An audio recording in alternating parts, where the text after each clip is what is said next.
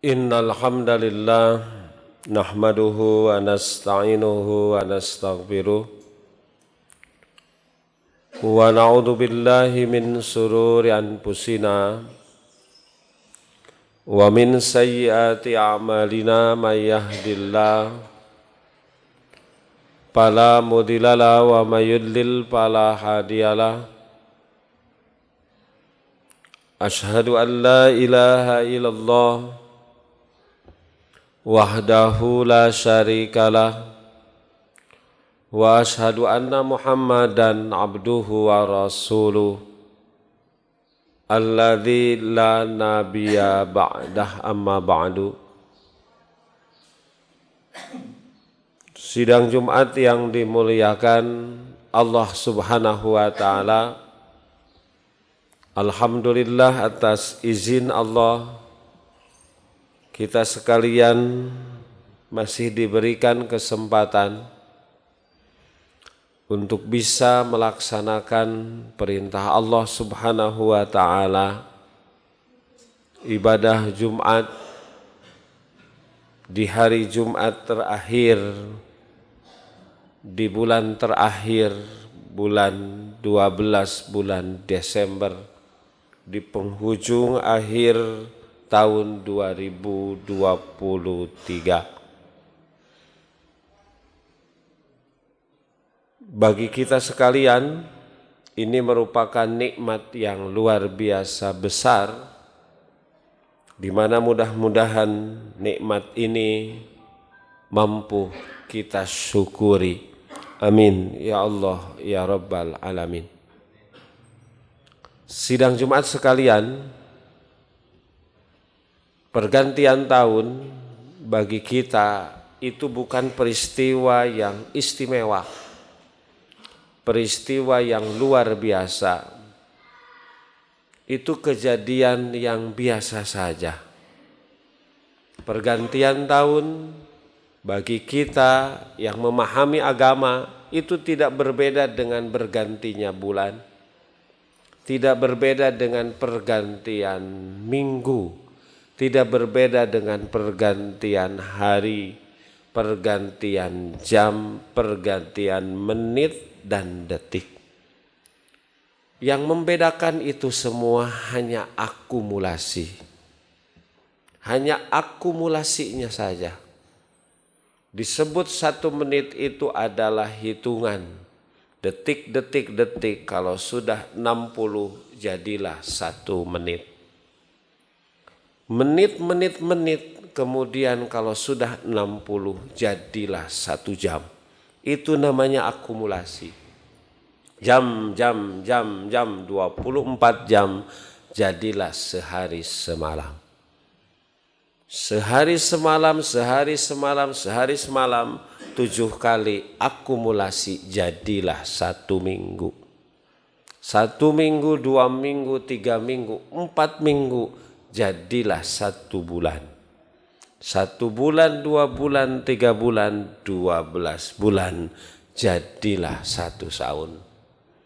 Ini menggambarkan bahwa sesungguhnya tidak khususiyah, tidak istimewa pergantian tahun dibanding pergantian waktu yang lain. Hanya yang membedakannya hanya 1 tahunnya, hanya 12 bulannya, hanya sudah sampai 365 harinya. Nah, oleh karena itu secara khusus agama tidak memberikan rekomendasi ketika terjadi pergantian tahun, ketika berubah tahun itu ada upacara khusus, tidak ada. Kenapa? Karena itu bukan kejadian yang istimewa. Itu pergantian tahun, ya pergantian waktu sebagaimana waktu-waktu yang lain. Hanya akumulasinya saja. Apalagi kalau menyambut pergantian tahun dengan kegiatan-kegiatan komersial, dengan kegiatan pemborosan, bahkan kesananya menjurus tindakan asusila, bahkan kriminal. Ini jelas sesuatu yang dilarang. Dulu Rasulullah SAW waktu beliau hijrah dari Mekah ke Madinah, itu pernah menegur orang Madinah. Karena ternyata orang-orang Madinah melakukan pesta pora ketika mereka merayakan pergantian tahun yang disebut hari Nairuz dan hari Mi'raj. Ma hadhil yaumani kuntum tal'abuna fihima. Dalam hadis riwayat Imam Muslim, ini dalam rangka apa? Engkau pesta pora, ini perayaan ini dalam rangka apa? Kunna nal'abu fil jahiliyah. Rasul, ini adalah kebiasaan kami semasa kami masih jahiliyah, semasa kami belum masuk Islam, dan ketika kami masuk Islam, kebiasaan ini kami lestarikan. Kami teruskan pesta pora dalam rangka menyambut pergantian hari Nairuz dan Mi'raj. Maka bagaimana sabda Rasulullah SAW? Kata Rasulullah, innallaha qad abdalakum khairan minha.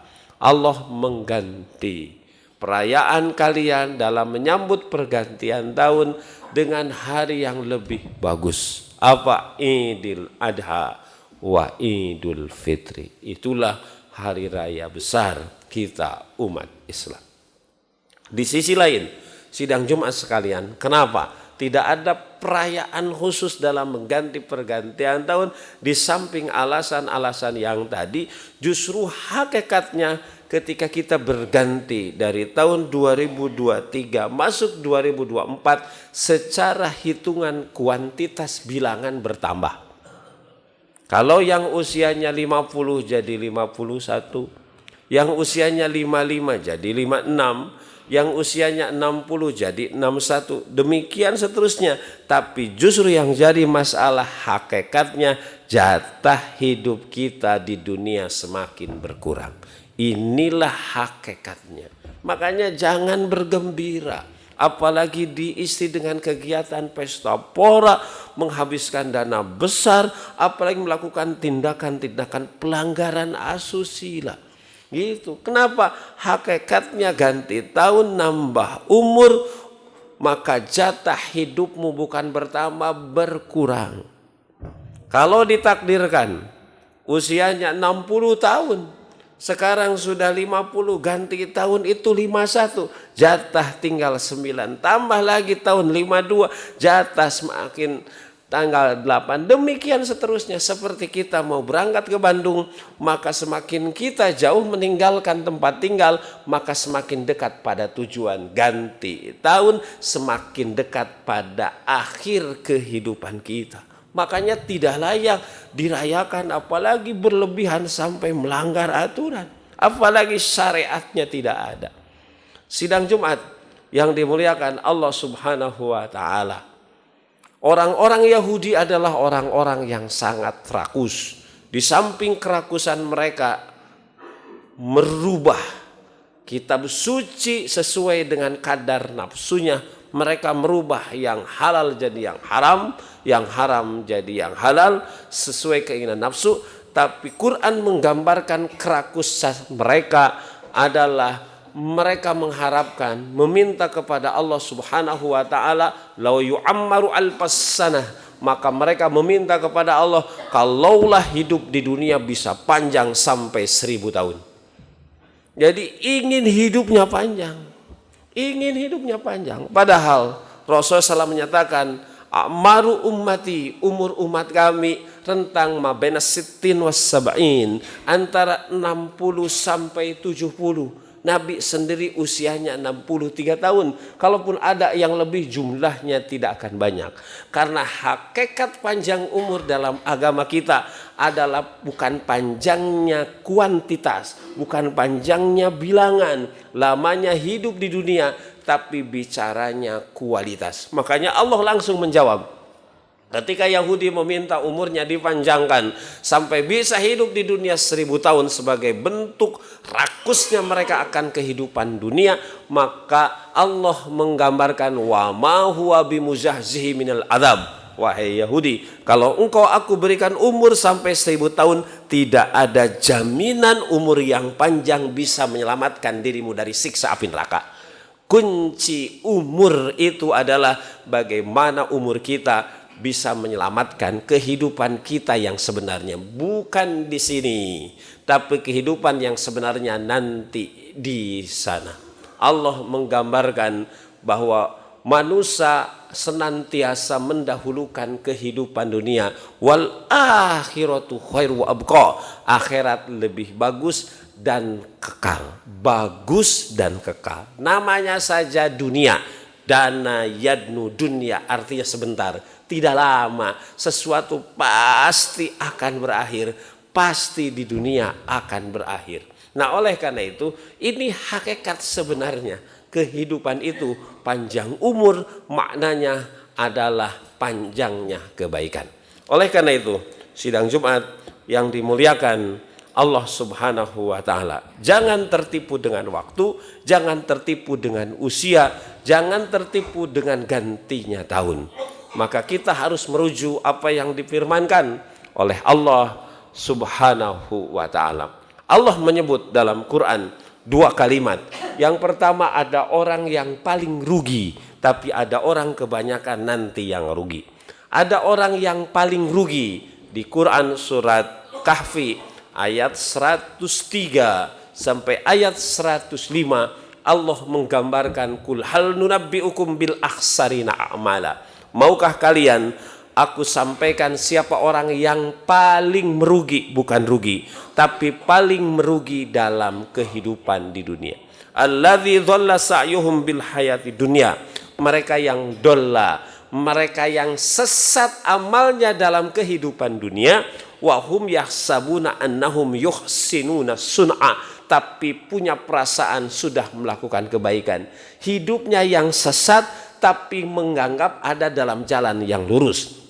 Hidupnya musyrik tapi merasa sedang bertauhid.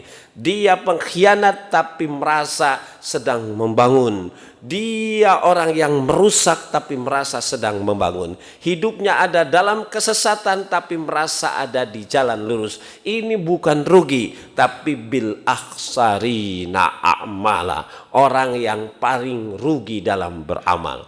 Orang kalau sakit, merasa dirinya sakit, maka perasaan kondisi terkini dirinya sakit akan membuat insya Allah dia cepat sembuh, sebab punya kesadaran bahwa dirinya sedang sakit. Kalau orang salah, merasa dirinya salah, insya Allah satu saat dia tobat, insya Allah satu saat dia akan berbuat baik. Tapi yang jadi masalah, manakala orang yang salah justru tidak merasa salah, tapi justru merasa benar. Kapan dia akan bertobat? Karena perasaan salahnya juga tidak pernah ada.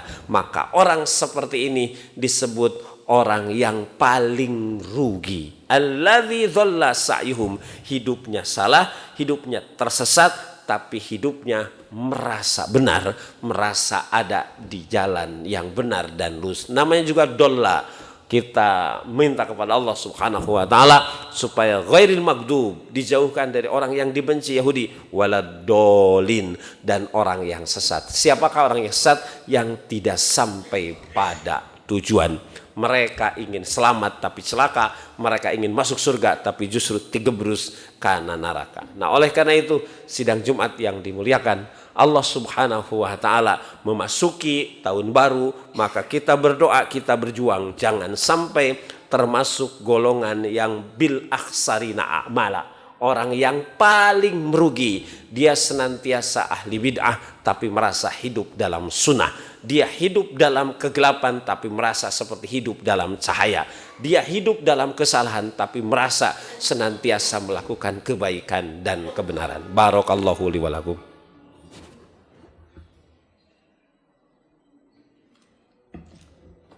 Innal hamdalillah nahmaduhu wa nasta'inuhu wa nastaghfiruh.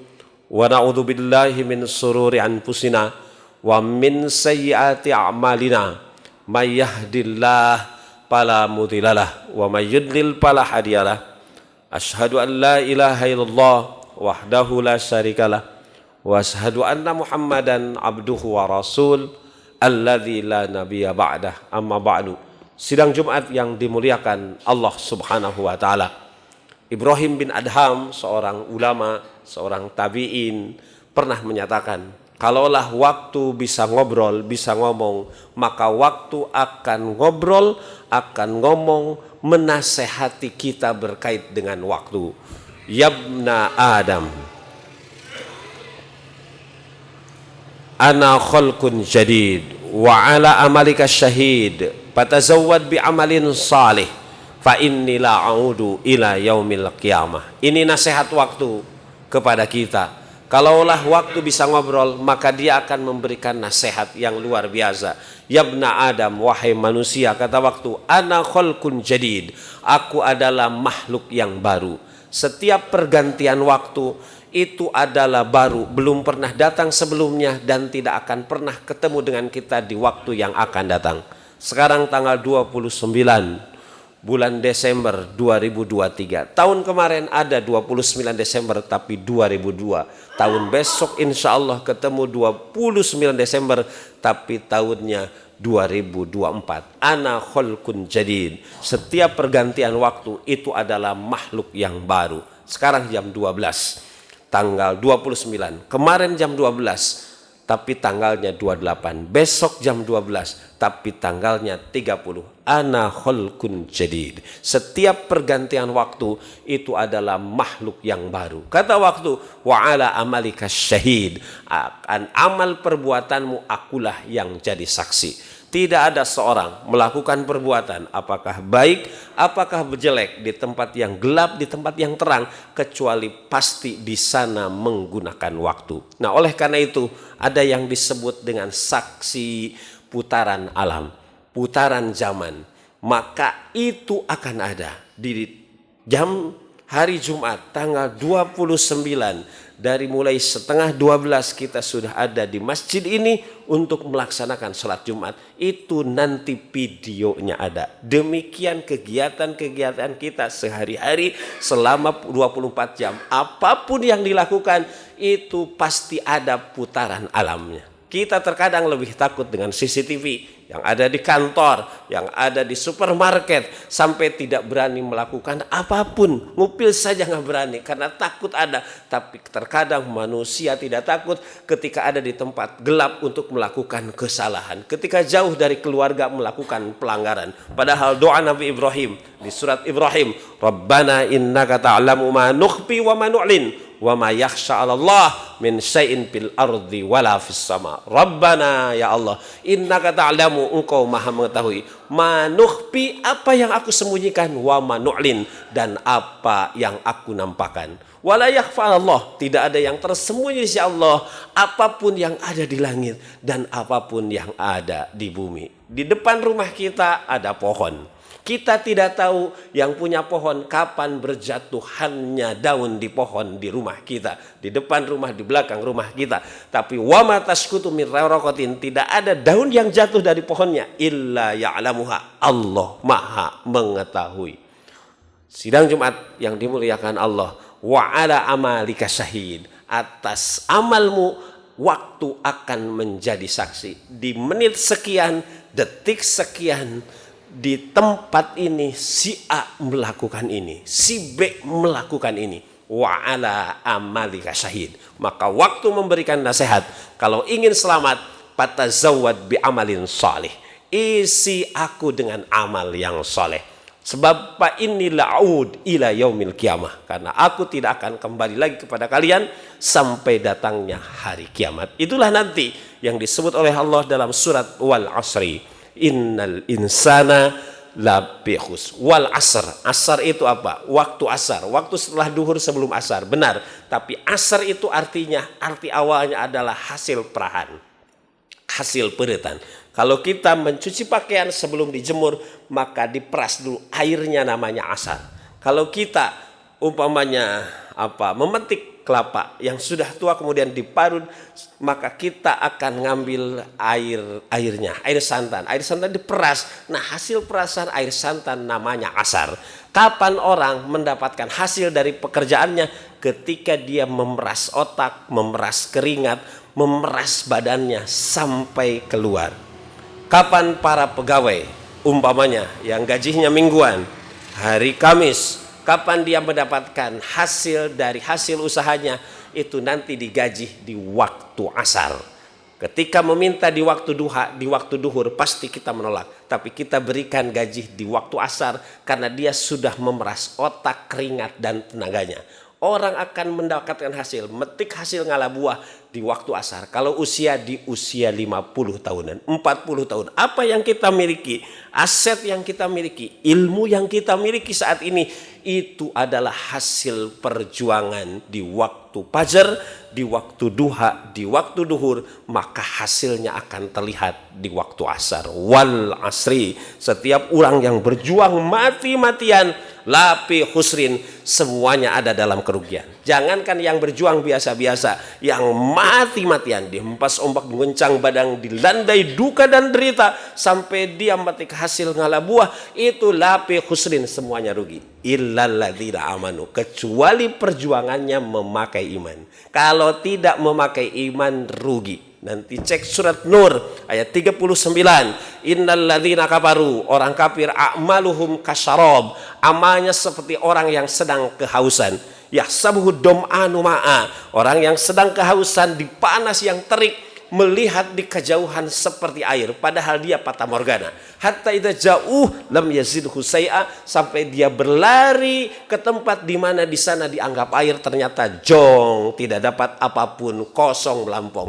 Orang kafir yang tidak beriman, walaupun dia karyanya banyak di dunia, mersusuar, apapun menjadi kebaikannya, kalau tidak pakai iman, lam yazidhu syai'a, ketika datang di akhirat kirain jadi investasi, kirain jadi harapan, jadi tabungan, ternyata zong, tidak dapat apa-apa. Sebab illalladzina amanu, hanya orang yang beriman. Orang beriman jangankan punya karya besar, sekedar niat kita mau datang ke ibadah Jumat, baru niat saja sudah dapat pahala 1. Kalau ini dilaksanakan dapat 10. Rasulullah SAW mengatakan, man hamma bihasanatin, barang siapa yang punya niat kebaikan, maka dicatat 1 kebaikan. Wa man amilaha, kalau niat itu dilaksanakan, kataballahu lahu asyran, dicatat 10 kali lipat. Maka kalau tidak mau rugi, illalladzina amanu. Tapi setelah beriman, jangan dulu bangga. Iman itu baru 25%. Wa amilus sholihat, buktikan iman dengan amal soleh. Jangan dulu bangga. Ketika iman dan amal soleh kita baru nilainya 50. Oleh karena itu jangan egois. Wa tawassaw bil haq. Maka teruskan iman dan amal soleh, mengajak keluarga, tetangga kita untuk melakukan amal yang sama. Wa tawassaw bil haq, keluar, nilainya tambah 25 jadi 75%. Kalau ingin digenapkan 100, wa tawassaw bisabr, jangan putus asa ketika mengajak pada kebaikan kepada orang lain, tidak semudah membalikan tangan. Wa'mur ahlaka bis salat, perintah anakmu salat, wastabir 'alaiha, engkau harus sabar. Kenapa ada bahasa sabar? Karena tidak mudah. Makanya wa tawassaw bil haq wa tawassaw bisabr. Siapakah orang yang rugi? Allah menggambarkan surat Jumat ayat 15, alladzina khosiru anfusahum wa ahlihim yaumal qiyamah. Orang yang rugi manakala dirinya masuk neraka, keluarganya masuk neraka.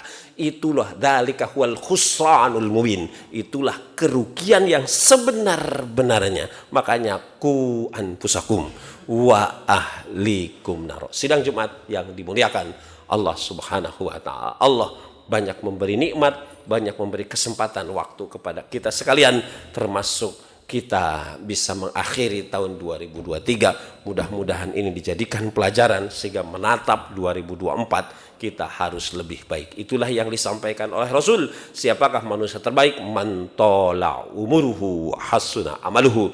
Di mana umur ganti tahun, umur bertambah, amal semakin bagus. Aku qouli hadza wa astaghfirullah li wa lakum. Rabbana la tuzigh qulubana ba'da idh hadaitana wa hab lana min ladunka rahmah innaka antal wahhab. Rabbana atina fid dunya hasanah wa fil akhirati hasanah wa qina adzabannar. Wassalamualaikum warahmatullahi wabarakatuh.